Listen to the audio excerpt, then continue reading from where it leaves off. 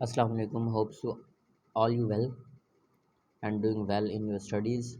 Today our point of discussion and the new chapter is chapter number 2, that is biology part 1, chapter 2 biological molecules। और इसमें हम पढ़ेंगे कि biological molecules कौन कौन से होते हैं। सबसे पहले इस चैप्टर का ओवरव्यू जो है वो ये है कि biological molecules हम 4 पढ़ेंगे, जिसमें हम सिर्फ ऑर्गेनिक मॉलिक्यूल्स पढ़ेंगे, कार्बोहाइड्रेट्स, प्रोटीन्स, लिपिड्स और न्यूक्लिक एसिड्स। अब हम डिस्कस करते हैं व्हाट इज़ बायोकेमिस्ट्री। देखिए ये वर्ड के अंदर ही लिखा हुआ है bio and chemistry.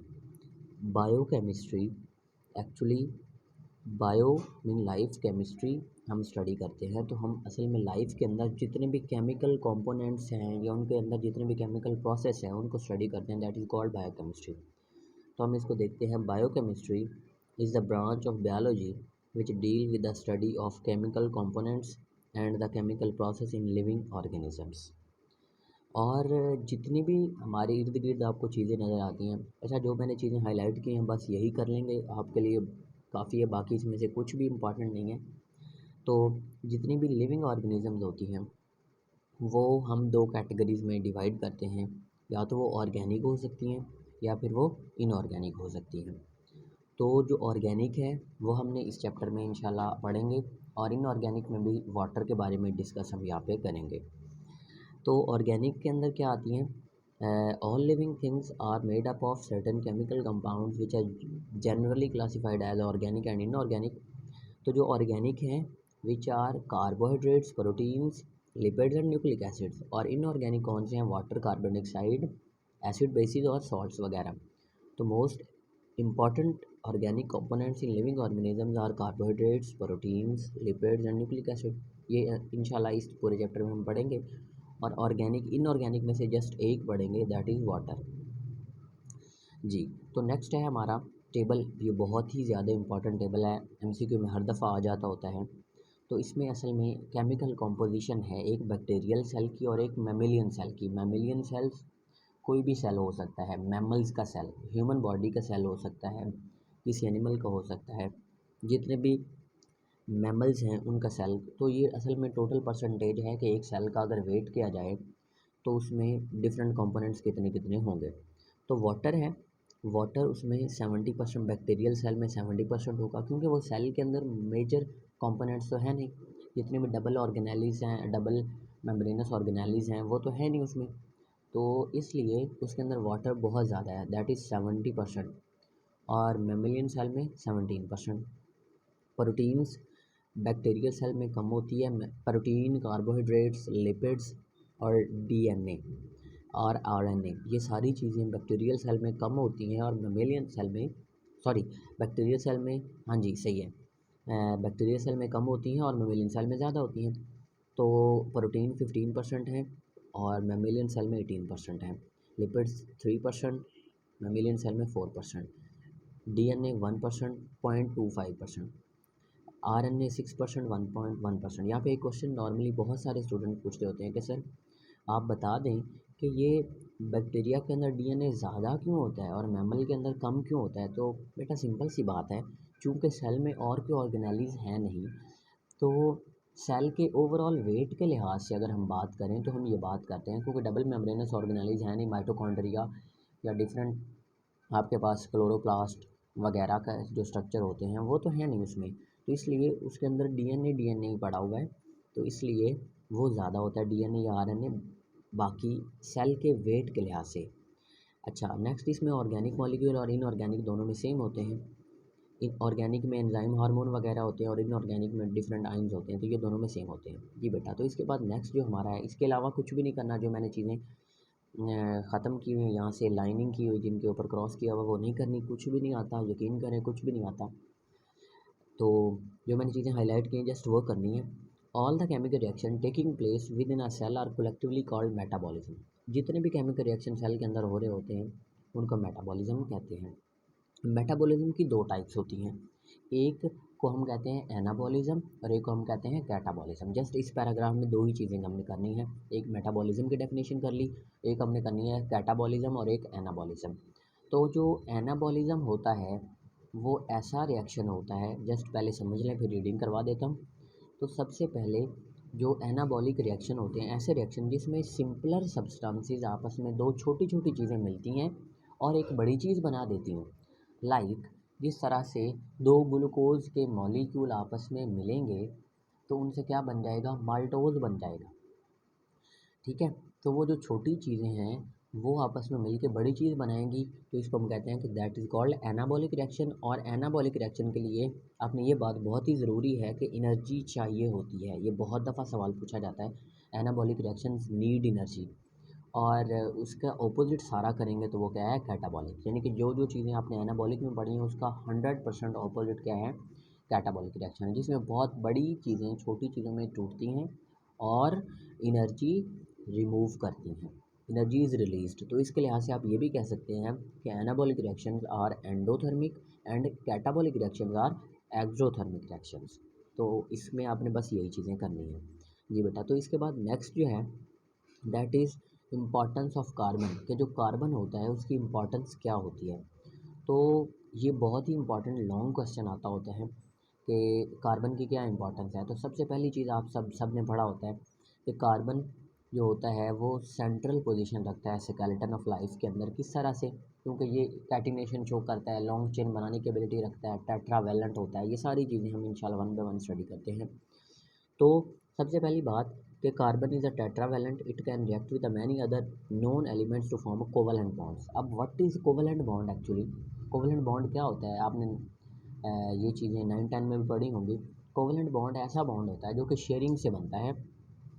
Covalent bond result when two or more atoms complete their electron shells by sharing electrons. When an electron pair is shared between the two atoms, a single covalent bond result। जिस तरह से for example, ये मैंने यहाँ से example दिया, ये देखिए आप इसको, कि जब एक हाइड्रोजन एटम बॉन्ड बनाता है दूसरे हाइड्रोजन के साथ तो एक हाइड्रोजन का मॉलिक्यूल बन जाता है। तो ये कोवलेंट बॉन्ड की एग्जांपल है। और जब एक carbon when a carbon atom combine with the 4 atoms 4 bonds are arrange, तो ये असल में टेट्राहेड्रॉन के स्ट्रक्चर बना देते हैं। टेट्राहेड्रॉन, टेट्रा मीन 4 और हेड्रॉन का मतलब होता है असल में कॉर्नर्स। तो जिसके 4 कॉर्नर्स होते हैं उसको हम कहते हैं टेट्राहेड्रॉन। और इसकी एक स्टेबल कॉन्फ़िगरेशन होती है। क्यों होती है, क्योंकि उसकी टेट्रावेलेंसी की वजह से होती है। तो हम कहते हैं कि जो स्टेबिलिटी होती है associated with the tetravalency of carbon atoms. देखें स्टेबिलिटी असल में है क्या, सुकून। सुकून कैसे होगा, जब जितनी उसके अंदर एबिलिटी है बॉन्ड बनाने की वो उसने बना ली है, सिंपल। तो वो अब स्टेबल कंपाउंड बन जाएगा। Carbon atom also combine with a mutually forming stable branched, unbranched and ring structure. जो 3 तरह के ये डिफरेंट स्ट्रक्चर बनाते हैं वो नीचे हम देखते हैं।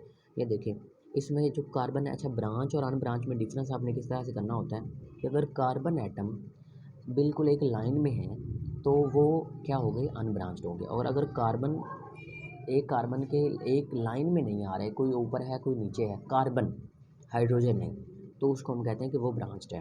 अब ये देखें इसमें कार्बन एक स्ट्रेट लाइन में है तो ये क्या है, अनब्रांच्ड। इसमें देखें कार्बन एक, तो ये स्ट्रेट लाइन है, एक ऊपर एक नीचे। अगर इस तरह से ये हम कंसिडर करेंगे, ये हमारे पास ये ऊपर की और नीचे वाली लाइन, तो इसमें ये और ये जो होंगे वो क्या होंगे, साइड्स पे होंगे। तो ये स्ट्रक्चर्स डिफरेंट बनाती हैं। अच्छा, इसके बाद जो इसके अंदर सबसे ज़्यादा इम्पॉर्टेंट चीज़ है बेटा वो यहाँ पे ये है कि कार्बन बॉन्ड कितने चीज़ों के साथ बना सकता है। कार्बन असल में डिफरेंट चीज़ों के साथ बॉन्ड बनाता है, हाइड्रोजन के साथ, ऑक्सीजन के साथ, नाइट्रोजन के साथ, फास्फोरस के साथ और सल्फ़र के साथ डिफरेंट चीज़ों के साथ रिएक्शन कर सकता है। लेकिन मोस्ट कॉमनली हम यहाँ पे 3 की एग्जांपल देखेंगे। कार्बन का हाइड्रोजन के साथ जब बॉन्ड होता है तो असल में ये बहुत ही इंपॉर्टेंट एमसीक्यूज़ भी हैं और ये लॉन्ग का पार्ट भी ऑफ कोर्स है। तो कार्बन हाइड्रोजन के साथ जब बॉन्ड बनाता है तो ये पोटेंशियल सोर्स होता है केमिकल एनर्जी का, जो कि सेलुलर एक्टिविटीज़ होती हैं। जिस तरह से ग्लूकोज के अंदर CH बॉन्ड होता है तो वो वाला बॉन्ड जब ब्रेक करता है तो उससे ATP बनती है, तो सेलुलर एक्टिविटीज़ उसी से होती हैं। अच्छा, सेकंड बात जो है वो है कार्बन ऑक्सीजन के साथ जब मिलता है ग्लाइकोलिटिक बॉन्ड बनाता है। यानी कि ग्लाइकोलिटिक बॉन्ड क्या होता है, असल में 2 कार्बोहाइड्रेट्स 2 मोनोसैकेराइड्स के दरमियान वाला बॉन्ड जो होता है उसको हम कहते हैं ग्लाइकोलिटिक बॉन्ड। तो असल में वो क्या करता है, वो कम्प्लेक्स कार्बोहाइड्रेट मॉलिक्यूल को स्टेबिलिटी देता है। ये एमसीक्यूज़ भी है, मैं बार बार बता रहा हूँ। और अगर कार्बन नाइट्रोजन के साथ मिलता है तो ये अमीनो एसिड का स्ट्रक्चर बनाते हैं, जो कि आपको पता है पर at the end peptide bond बना के प्रोटीन बनाते हैं और प्रोटीन हमारे लिए बहुत ज़्यादा ज़रूरी होती है। तो हम अब इसे रीड करते हैं। Carbon and hydrogen is the potential source of chemical energy for cellular activities. Carbon oxygen associated in a glycolytic linkage provides stability to complex carbohydrate molecule. Carbon combine with the nitrogen in amino acid linkage to form peptide bond and form proteins in which are very important due to their diversity in structure and function. अच्छा जी, तो next जो हमारा अभी बहुत थोड़ा सा रह गया, घबराने नहीं अपने, थोड़ा सा रह गया, दैट इज़ जो कि हमारा यहाँ पे आज पॉइंट ऑफ डिस्कशन क्लोज होगा, मैक्रो मॉलिक्यूल्स और माइक्रो मॉलिक्यूल्स। देखिए वर्ड है यहाँ पे, एक में है मैक्रो, ए आ रहा है, और एक में है माइक्रो मॉलिक्यूल्स। तो जो लार्जर मॉलिक्यूल्स होते हैं वो नॉर्मली क्या करते हैं, वो नॉर्मली अन इनसॉल्युबल होते हैं वाटर के अंदर, और वो स्ट्रक्चर बनाते हैं, क्योंकि वो पानी के अंदर सॉल्युबल नहीं है, इस वजह से वो डिफरेंट सेल के स्ट्रक्चर बना रहे हैं, लाइक सेल मेम्ब्रेन बना रहे हैं और डिफरेंट, और इसके अलावा वो स्टोरेज का काम कर रहे होते हैं। जिस तरह से हमारी बॉडी में फूड स्टोरेज के लिए ग्लाइकोजन होती है, प्लांट्स में स्टार्च होती है। तो दो काम करते हैं मैक्रो मॉलिक्यूल, ये आपने बात याद रखनी है। एक तो इनसॉल्युबल इन वाटर होते हैं जिसकी वजह से वो स्ट्रक्चर्स बनाते हैं सेल के, और दूसरी बात ये कि वो स्मॉलर मॉलिक्यूल्स की स्टोरेज करते हैं या different food energy, different food products की स्टोरेज करते हैं। और जो स्मॉलर मॉलिक्यूल्स होते हैं वो क्या होते हैं असल में, जिस तरह से ग्लूकोज है, अब लार्जर मॉलिक्यूल की एग्जांपल कहें, जिस तरह फैट्स है, तो फैट्स असल में एक बहुत बड़ा मॉलिक्यूल है। इसी तरह से प्रोटीन्स है, प्रोटीन बहुत बड़ा मॉलिक्यूल है जो कि बहुत सारे अमीनो एसिड से मिलकर बना होता है पेप्टाइड बॉन्ड के ज़रिए। सेलुलोज एक ओलिगोसैकेराइड है, डाइसैकेराइड इसको कहते हैं, तो ये भी एक बड़ा मॉलिक्यूल है। स्मॉल मॉलिक्यूल की एग्जांपल में हमारे पास आते हैं fatty acids, amino acids and glucose. ये सारे क्या होते हैं, छोटे मॉलिक्यूल्स होते हैं, और ये quick source, rapid source of energy होते हैं। इसी तरह से एटीपी भी एक स्मॉल मॉलिक्यूल होता है, ये mostly rapid source of energy होते हैं, और ये आपस में कंबाइन करके मैक्रो मॉलिक्यूल्स बनाते हैं। तो यहाँ पे हमारा ये लॉन्ग इंपॉर्टेंस ऑफ कार्बन भी कंप्लीट हो गया। इसमें सबसे पहले जो चीज़ पढ़ी दैट इज़ टेट्रावेलेंसी, उसकी पढ़ी, कार्बन की पोजीशन देखी कि वो बहुत इंपॉर्टेंट होता है। टेट्रावेलेंसी के बाद टेट्राहेड्रॉन पढ़ा, फिर हमने पढ़ा कि वो ब्रांच, अनब्रांच या रिंग तीनों फॉर्म में किसी में भी हो सकता है, और उसके बाद हमने पढ़ा कि इसके डिफरेंट एटम्स के साथ जब बॉन्ड बनाता है तो वो क्या इंपॉर्टेंस रखते हैं, ये लहजा से MCQ भी आ जाता है। और फिर हमने पढ़ा कि मैक्रो मॉलिक्यूल और माइक्रो मॉलिक्यूल्स होते हैं और उनकी इंपॉर्टेंस क्या होती है। That is all about today's lecture. इंशाल्लाह हम नेक्स्ट जो पढ़ेंगे वो नेक्स्ट लेक्चर में पढ़ेंगे। Thank you very much. Allah हाफिज़।